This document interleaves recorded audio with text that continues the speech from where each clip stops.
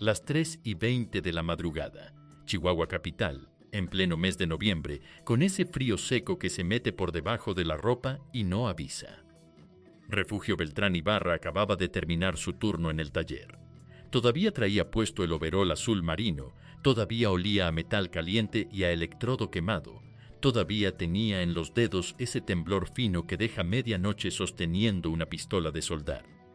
Se subió a su camioneta, una Chevrolet blanca del año 2011 con la defensa un poco abollada del lado derecho, y en lugar de manejar directo a su casa, como cada noche desde hacía 19 años, se detuvo 2 cuadras antes. Apagó las luces. Se quedó ahí, con las manos todavía en el volante, mirando su propia casa desde la oscuridad de la calle, sin bajarse, sin prender el radio, sin hacer nada más que observar una ventana, con la luz encendida a esas horas donde nunca debía haber luz encendida. El vidrio del parabrisas se le empezó a empañar con su propia respiración.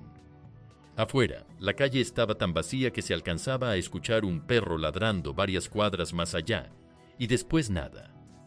Nadie en la colonia Nombre de Dios se enteró esa madrugada de lo que estaba a punto de romperse para siempre. Los perros no ladraron frente a esa casa. Las cortinas no se movieron. Todo seguía como si fuera una noche cualquiera, como cualquiera de las miles de noches que Refugio había manejado por esa misma calle de regreso del taller, sin detenerse nunca antes a mirar su propia casa desde afuera. Pero no lo era. Y lo que Refugio vio esa noche, agazapado en su propia camioneta, a 2 cuadras de su propia cama, iba a terminar con una mujer muerta y un hombre entre rejas antes de que terminara la semana. Quédate hasta el final, porque hay un detalle sobre la ropa que Alicia traía puesta esa noche, que el fiscal, ya en el juicio, describiría ante el juez como la prueba que ningún abogado defensor pudo rebatir. Vamos a contarte cómo fue que un soldador de 47 años, querido por todo su barrio, tranquilo, trabajador, de los que nunca alzan la voz, terminó siendo la persona más buscada de todo el estado de Chihuahua en cuestión de horas. Chihuahua capital no es una ciudad que perdone el invierno. Las noches bajan a temperaturas que cortan la cara, y las calles de la colonia Nombre de Dios, al oriente de la ciudad, se quedan solas después de las 10. Es un barrio viejo de casas de una sola planta, techos de lámina y cemento, patios chicos con tendederos y macetas de barro, formado hace más de 40 años con familias que llegaron de los ranchos buscando trabajo en las maquiladoras y se quedaron para siempre. Ahí la gente se conoce de toda la vida, ahí nadie se muda. Y a partir de cierta hora el silencio se vuelve tan denso que cualquier grito, cualquier golpe, cualquier ruido fuera de lugar se escucha hasta media cuadra de distancia. Refugio Beltrán llevaba 11 años trabajando en un taller de estructuras metálicas al poniente de la ciudad. El trabajo era pesado, ruidoso, con chispas que saltaban todo el día, pero pagaba bien, sobre todo con las horas extra del turno de noche, que él tomaba cada vez que podía porque quería juntar para ampliar la casa y, según le decía a sus compañeros, para dejarles algo a sus hijos. Su esposa, Alicia Fuentes Cordero, de 42 años, trabajaba medio tiempo en una tienda de telas cerca del centro. Era una mujer conocida en la colonia por su risa fuerte, por ayudar a las vecinas con trámites del registro civil, por llevar caldo de pollo a quien estuviera enfermo sin que nadie se lo pidiera. Nadie en esas calles tenía una mala palabra contra ella. Eso después iba a hacer todo más difícil de entender para quienes la conocían. Refugio era hombre de pocas palabras, de manos gruesas y quemadas por chispas de soldadura, con una cicatriz en el antebrazo derecho que todo el barrio conocía, porque él mismo contaba la anécdota en cada carne asada, siempre con la misma risa apenada.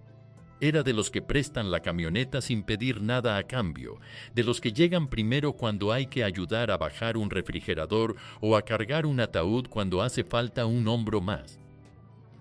Tenían 19 años de casados. Empezaron viviendo en un cuarto rentado con piso de tierra apisonada, ella lavando ropa ajena los fines de semana, los dos juntando peso sobre peso hasta comprar el terreno, donde después levantaron la casa completa, cuarto por cuarto. 2 hijos ya grandes, uno estudiando ingeniería en Torreón, otro trabajando en una maquiladora en Ciudad Juárez. La casa se les había quedado sola desde hacía año y medio, desde que el menor se fue. El compadre de Refugio, Heriberto Salcido Marín, de 44 años, era mecánico de camiones de carga y llevaba 15 años siendo su mejor amigo. Fue padrino de bautizo del hijo menor. Se sentaban juntos cada domingo, en el mismo porche, a ver el fútbol con una hielera entre los dos. Tenía un taller propio a 4 calles de ahí, y desde que se había separado de su esposa, 2 años atrás, pasaba más tiempo solo de lo que cualquiera hubiera querido para él. Un hombre de risa fácil, de esos que caen bien a todo el mundo con el primer saludo, que ayudaba a cambiar unas balatas aquí y revisaba un radiador allá sin cobrarle a los conocidos. Esa generosidad, que durante años le había ganado el cariño de toda la colonia, fue exactamente lo que le abrió la puerta para entrar y salir de la casa de los Beltrán con una libertad que nadie más tenía. Fue Heriberto quien empezó a pasar por la casa, nada más para saludar, cuando Refugio estaba en el taller. Fue Heriberto quien le arregló el motor del carro a Alicia sin cobrarle un solo peso. Fue Heriberto quien, poco a poco, sin que nadie lo notara con claridad, se volvió una presencia constante en las tardes de una mujer que se estaba quedando sola casi todas las noches de la semana. Las primeras señales fueron tan pequeñas que cualquiera las hubiera dejado pasar. Refugio empezó a notar que Alicia traía el teléfono a todas partes. Antes lo dejaba en la mesa de la cocina mientras cocinaba o en el buró mientras veía la televisión. Ahora lo llevaba hasta el baño y lo ponía boca abajo sobre cualquier mueble donde lo soltara. Notó que ya no se dormía cuando él salía para su turno de noche, como había hecho durante años, sino que se quedaba viendo la televisión hasta tarde, o eso decía ella cuando él le preguntaba por qué tenía ojeras. Notó que cuando Heriberto llegaba de visita, Alicia se ponía nerviosa de una manera distinta a como se ponía con cualquier otra visita de la familia. Se arreglaba el cabello antes de abrir la puerta. Se reía más de lo normal con los chistes de su compadre, con una risa distinta, más alta, más larga de lo que la ocasión merecía. Nada de eso, por separado, significaba nada. Refugio se decía a sí mismo, mientras manejaba de regreso a casa cada madrugada, que estaba imaginando cosas, que después de 19 años uno empieza a ver fantasmas donde no los hay, que el trabajo de noche le estaba afectando la cabeza más de lo que pensaba. Pero un jueves, llegando temprano del taller porque se había descompuesto una máquina, encontró a Heriberto sentado en la sala de su casa, solo con Alicia, a las 7 de la noche, con 2 tazas de café sobre la mesa y la televisión apagada. Nada raro pasaba frente a sus ojos. Nadie estaba haciendo nada indebido en ese momento exacto. Pero algo en la manera en que los dos se quedaron callados cuando él entró por la puerta, ese silencio de medio segundo antes de que Alicia se levantara a saludarlo con demasiado entusiasmo, se le quedó grabado como una espina que no se puede sacar. Esa noche no dijo nada. Cenó en silencio, vio un rato la televisión junto a Alicia y se acostó dándole la espalda, con los ojos abiertos en la oscuridad durante más de 1 hora. La semana siguiente, don Aurelio, el vecino que tenía la tienda de la esquina desde hacía 30 años y que conocía los movimientos de toda la cuadra mejor que nadie, le comentó de pasada, sin mala intención, mientras Refugio compraba cigarros, que había visto la camioneta de Heriberto estacionada frente a la casa, como a eso de las 11, cuando tú ya andabas trabajando, cuco. Refugio se rió, dijo que seguro andaba arreglando algo del carro. Cambió el tema rápido para que no se notara el nudo que se le había formado en la garganta.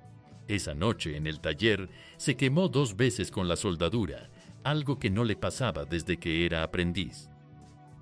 Empezó a revisar el teléfono de Alicia cuando ella se bañaba, algo que nunca había hecho en 19 años de matrimonio. No encontró nada del todo directo, pero sí encontró conversaciones borradas justo antes de que él llegara a casa. Un historial de llamadas con un número guardado solo con la inicial H, mensajes de buenas noches enviados después de la medianoche, cuando se suponía que ella ya dormía profundamente. Empezó a salir del taller antes de tiempo, con cualquier pretexto, solo para dar una vuelta por su cuadra y ver si todo estaba en orden. Todo parecía normal cada vez que lo hacía, demasiado normal. Y esa fue la parte que más lo empezó a carcomer por dentro, que todo pareciera tan tranquilo, tan igual a como había sido siempre, mientras algo se movía por debajo de esa calma como una corriente que nadie más podía ver. Una tarde encontró, guardado en el fondo de un cajón de la cocina, un boleto de un restaurante de mariscos al que él nunca había llevado a Alicia, fechado un miércoles a la 1 de la tarde, hora en la que ella se supone que estaba en su trabajo. Se quedó mirando el boleto durante varios minutos, dándole vueltas entre los dedos, antes de guardarlo exactamente donde lo había encontrado. Un domingo, viéndola doblar ropa en la cama, Refugio le preguntó de la nada si todavía lo quería. Alicia se rió, le dijo que qué preguntas eran esas, que claro que sí, y siguió doblando la ropa sin levantar la vista del montón que tenía enfrente. Esa risa, ligera, casi automática, fue otra de las cosas que se le quedaron grabadas. La noche del martes, Refugio le dijo a su supervisor que se sentía mal del estómago y se salió del turno 2 horas antes de lo acordado. No manejó directo a su casa. Se estacionó 2 cuadras antes, con las luces apagadas, en el mismo lugar donde meses atrás jamás se le hubiera ocurrido detenerse a vigilar su propia casa. Y ahí, sentado en su camioneta, en el frío de las 3:20 de la madrugada, con el aliento formando vaho contra el vidrio, vio salir a Heriberto de su casa. No por la puerta principal, por la puerta lateral, la que da al patio, la que casi nadie usa porque siempre está atrancada con una silla vieja. Lo vio caminar agachado, casi corriendo, hacia su propia camioneta estacionada a media cuadra, con la playera mal puesta, medio metida y medio afuera del pantalón, y sin la chamarra gruesa que siempre traía puesta en esas fechas de frío, la misma chamarra que Refugio conocía porque se la había prestado más de una vez en las carnes asadas. Refugio se quedó paralizado detrás del volante. Una cosa es sospechar en la oscuridad de la propia cabeza y otra muy distinta es ver, con los propios ojos, la prueba caminando frente a uno agachada y con miedo. Esperó 10 minutos completos, sin moverse, escuchando su propio pulso en los oídos. Después caminó hacia su casa, entró por la puerta principal y encontró a Alicia recién levantada de la cama, en bata, con el cabello húmedo pegado a la frente, diciéndole que no podía dormir y que se había metido a bañar porque tenía calor a pesar del frío que hacía afuera. Esa mentira, tan pequeña, tan innecesaria, dicha con una naturalidad que a Refugio le heló más que el aire de la calle, fue lo que terminó de romper algo dentro de él, que hasta esa noche seguía sosteniéndose apenas por pura costumbre y por 19 años de vida compartida. No le dijo nada, no esa noche. Se metió a bañar él también, en silencio, y se quedó ahí, bajo el agua, con la frente pegada a los azulejos fríos, durante casi 20 minutos, sin llorar, sin gritar, solo respirando despacio, como si contar cada respiración fuera lo único que lo mantenía de pie. Los días que siguieron, Refugio dejó de dormir por completo. Se acostaba junto a Alicia y se quedaba con los ojos abiertos en la oscuridad, escuchando su respiración pareja, tranquila, la respiración de alguien que duerme sin cargar ningún peso, preguntándose cuántas otras veces habría pasado lo mismo mientras él soldaba estructuras a 30 kilómetros de distancia, con las manos ocupadas y la mente en blanco. Dejó de comer con ganas, bajó de peso en cuestión de 2 semanas, algo que su propia madre le notó en una comida familiar de domingo y que él explicó diciendo que andaba trabajando mucho. Le temblaban las manos al sostener la pistola de soldar, algo que jamás le había pasado en 20 años de oficio. Por las noches sentía un peso exacto en el centro del pecho, como una piedra recostada ahí, que no se movía ni con la respiración más profunda. En su cabeza se repetía la misma imagen una y otra vez, como una película atorada. Heriberto saliendo por la puerta lateral, agachado, con la playera mal puesta. Cuando por fin lograba cerrar los ojos unos minutos, soñaba con esa misma escena, solo que en el sueño él llegaba a tiempo, en el sueño alcanzaba a Heriberto antes de que subiera a su camioneta. Empezó a imaginar risas compartidas a sus espaldas, comentarios sobre lo tonto que debía parecer trabajando de noche mientras su casa se le vaciaba por dentro. Empezó a pensar en todos los domingos que se había sentado junto a Heriberto a ver el fútbol, compartiendo la misma hielera, en todas las carnes asadas, donde Heriberto le había echado el brazo por los hombros llamándolo compadre, en el bautizo de su hijo, donde Heriberto había cargado al niño frente al padre con lágrimas fingidas de emoción. Y una furia distinta, más fría, más paciente que cualquier coraje que hubiera sentido antes en su vida, se le fue instalando en el pecho como un objeto sólido que no se movía ni de día ni de noche. No hablaba con nadie de esto. Cargaba la sospecha él solo todas las madrugadas de regreso a casa, y esa soledad fue la que terminó de pudrir todo por dentro, sin que nadie a su alrededor pudiera notar la gravedad de lo que estaba creciendo detrás de esa cara tranquila que todos conocían. Un día se estacionó cerca de la tienda de telas, escondido detrás del volante con la gorra bien puesta, y vio a Alicia salir a la hora de la comida, subirse a la camioneta de Heriberto estacionada media cuadra más adelante, y regresar 40 minutos después con el cabello peinado de otra forma a como había salido esa mañana de la casa. Refugio no era hombre de gritar ni de reclamar. Nunca lo había sido. Y esa misma costumbre de tragarse los corajes que durante años lo había hecho parecer un hombre tranquilo y fácil de llevar, se convirtió en el mecanismo exacto que permitió que todo el veneno de esas semanas se acumulara sin ninguna válvula de escape, hasta que ya no cupo en ningún lado. El jueves siguiente pidió que le cambiaran el turno una hora antes, con el pretexto de una cita médica que en realidad no existía. Nadie en el taller sospechó nada. Era un trabajador cumplido, de los que nunca faltaban, de los que nunca pedían favores. Esa semana también dejó de revisar el teléfono de Alicia. Ya no necesitaba pruebas. Lo que necesitaba, aunque todavía no se lo decía a sí mismo con esas palabras, era una oportunidad. Esa noche, el jueves 21 de noviembre, Refugio salió del taller a las 10:30, una hora antes de lo normal, sin avisarle a nadie que había cambiado su horario esa semana. Manejó directo a su casa, sin detenerse 2 cuadras antes esta vez. Estacionó la camioneta justo frente a la puerta, algo que nunca hacía cuando llegaba tan tarde, para no despertar a los vecinos con el ruido del motor. Entró por la puerta principal, con la llave que traía siempre en el mismo bolsillo del overol. La sala estaba a oscuras. Desde el pasillo se escuchaba una risa baja, la voz de Alicia, y otra voz que Refugio conocía mejor que la suya propia. Una voz que había escuchado cada domingo durante 15 años contando el mismo tipo de chistes. Empujó la puerta de la recámara, la puerta que él mismo había pintado hacía 2 veranos, sin tocar, sin avisar. Lo que encontró ahí, en ese cuarto donde había dormido 19 años, donde había visto crecer a sus 2 hijos en las fotografías enmarcadas sobre el buró, donde había pasado tantas madrugadas hablando en voz baja de los planes que tenían para cuando se jubilara, confirmó de golpe todo lo que llevaba semanas cargando en el estómago como una piedra que no terminaba de bajar.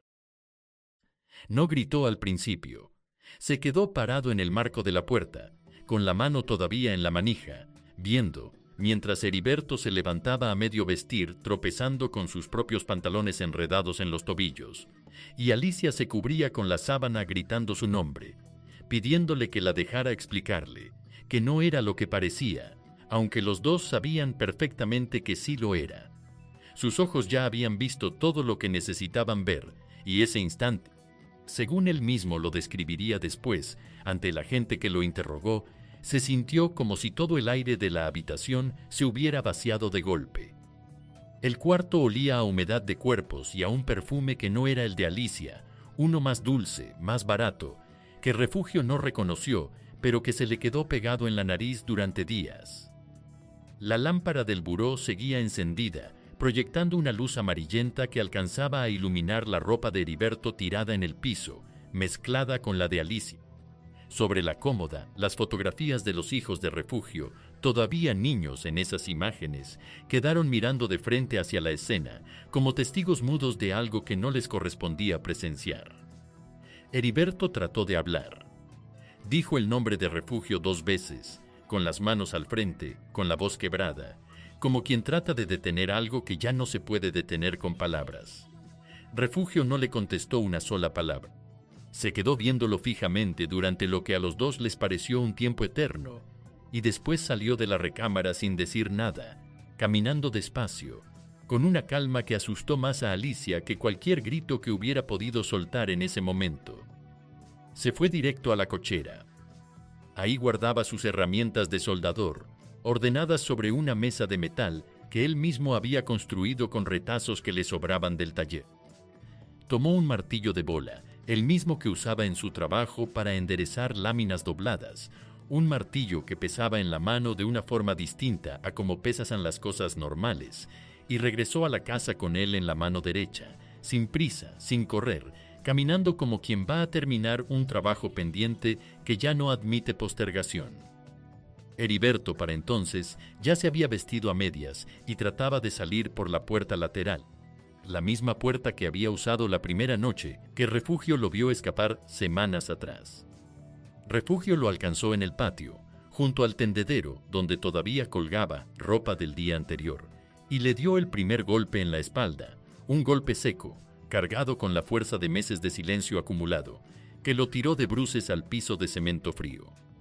Alicia salió gritando detrás de él, descalza, tratando de meterse entre los dos cuerpos, pidiéndole a Refugio que se detuviera, que ella tenía la culpa de todo, que a Heriberto no le hiciera nada, que hablaran, que se calmara.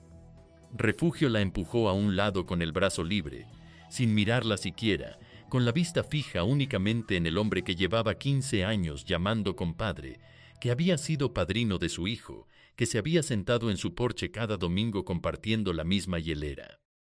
El segundo golpe fue en la cabeza. Heriberto ya no se levantó después de ese golpe. Alicia se lanzó sobre el cuerpo, todavía gritando el nombre de su esposo, pidiéndole que parara, que ya era suficiente, y ahí, en ese instante exacto, algo cambió por completo en la mirada de Refugio. La furia que llevaba semanas dirigida hacia su compadre se giró, entera, sin dividirse, hacia la mujer con la que había compartido 19 años de su vida, 2 hijos, una casa entera construida cuarto por cuarto. No hicieron falta más palabras entre ellos. El silencio de esa madrugada, en el patio trasero de una casa de la colonia Nombre de Dios, con el tendedero todavía meciéndose por el aire frío, se llenó con lo que quedaba del martillo cayendo una vez más, y después otra, mientras la calle entera, del otro lado de la barda, seguía dormida sin saber nada de lo que estaba pasando a unos cuantos metros de distancia. Cuando todo terminó, Refugio se quedó de pie en medio del patio, con las manos temblando por primera vez esa noche, mirando lo que había hecho bajo la luz amarillenta del foco que colgaba sobre la puerta de la cocina, respirando el aire helado de noviembre, como si fuera la primera vez que respiraba en semanas enteras. No huyó de inmediato. Se sentó en el escalón de Fovicha, todavía con el martillo en la mano derecha, durante casi 20 minutos, sin moverse, mientras el frío de la madrugada le entumía los dedos. Fue una vecina, la señora Consuelo, que vivía justo enfrente y que se había despertado por los gritos que alcanzaron a salir antes del silencio final, quien llamó al 911 pasadas las 4 de la mañana, con la voz temblando, diciendo que había escuchado gritos en la casa de los Beltrán y después nada, y que eso le daba más miedo que los gritos mismos. Para cuando llegó la primera patrulla, Refugio ya no estaba en la casa. Había tomado su camioneta, todavía con la ropa manchada, y había salido rumbo a la carretera federal que conecta con Ciudad Juárez, la misma ruta que usaba cada mes para visitar a su hijo mayor. Los paramédicos llegaron minutos después, pero ya no había nada que hacer por ninguno de los dos cuerpos en el patio. La noticia corrió por la colonia antes de que saliera el sol. Vecinos en bata y en pants se fueron juntando frente a la casa, algunos con los brazos cruzados por el frío, sin entender todavía la magnitud completa de lo que había pasado ahí dentro, mientras la cinta amarilla se extendía de poste a poste. Se dio aviso por radio a las casetas de revisión de la carretera federal, con la descripción exacta de la camioneta blanca y sus placas, y fue precisamente ahí, en el retén ubicado a la altura del ejido Sacramento, donde los agentes detuvieron su vehículo poco antes de las 6 de la mañana, cuando ya empezaba a clarear. Refugio no opuso resistencia de ningún tipo. Se bajó del vehículo con las manos arriba, antes de que se lo pidieran los propios agentes, con la mirada perdida hacia el horizonte, sin decir una sola palabra. En el asiento del copiloto, los agentes encontraron el martillo, todavía con manchas oscuras, envuelto de forma descuidada en una playera. Y sobre el asiento trasero, doblada con un cuidado que a los peritos les llamó la atención por lo meticuloso, casi tierno, contrastando con la brutalidad de la escena que acababan de reportar desde la colonia Nombre de Dios, estaba la bata que Alicia traía puesta la noche del crimen, la misma bata que Refugio, sin que nadie se lo pidiera, había tomado de la casa antes de huir. Lo trasladaron a las instalaciones de la fiscalía esa misma mañana, todavía con la ropa de trabajo puesta. La sala de interrogatorio era pequeña, con una mesa metálica atornillada al piso y una lámpara que zumbaba desde el techo con un sonido constante que llenaba los silencios. Refugio se sentó con las manos esposadas sobre la mesa, con la mirada baja, sin decir una sola palabra durante los primeros minutos. El agente, un hombre de voz pausada que llevaba más de 20 años en la corporación, empezó con preguntas simples.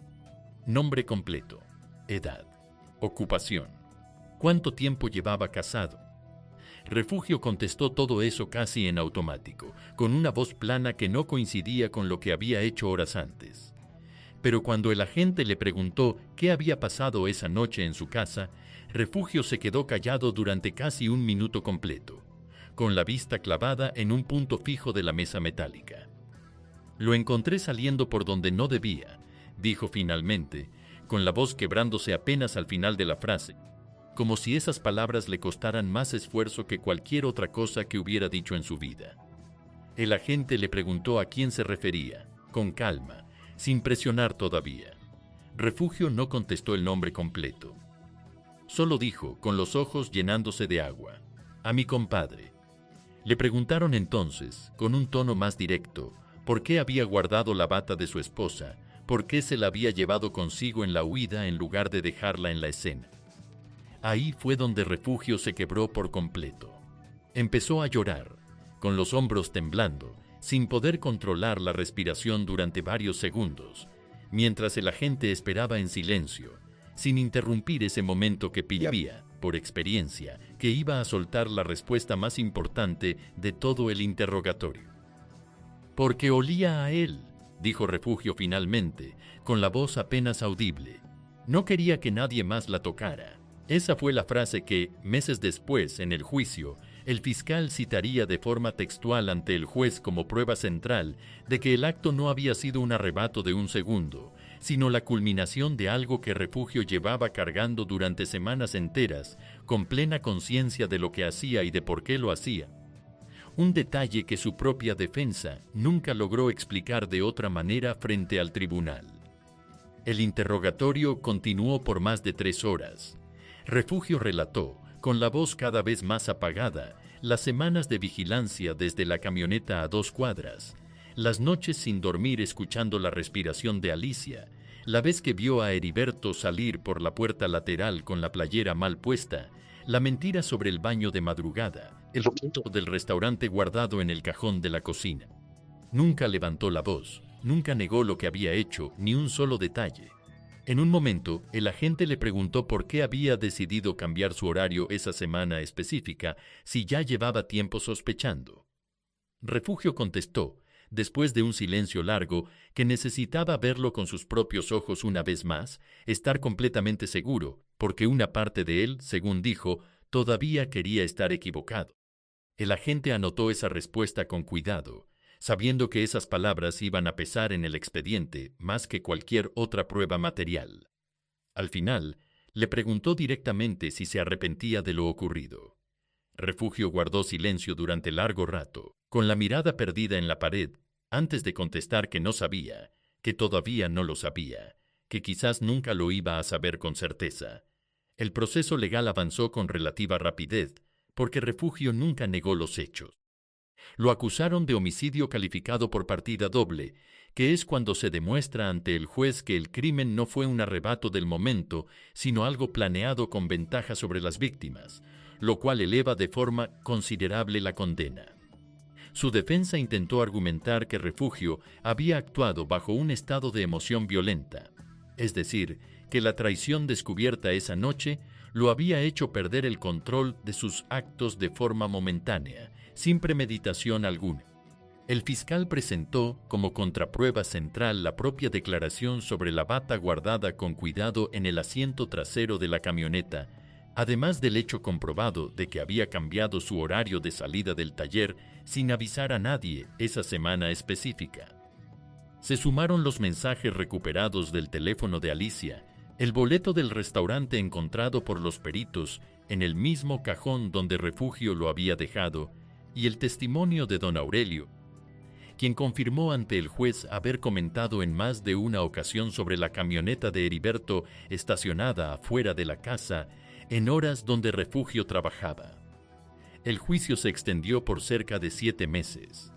Declararon vecinos de toda la cuadra, compañeros del taller que hablaron de un hombre siempre puntual y tranquilo, y la propia madre de Refugio, quien pidió clemencia entre lágrimas frente al tribunal, sin dejar de repetir que su hijo nunca había sido un hombre violento antes de esa noche de noviembre.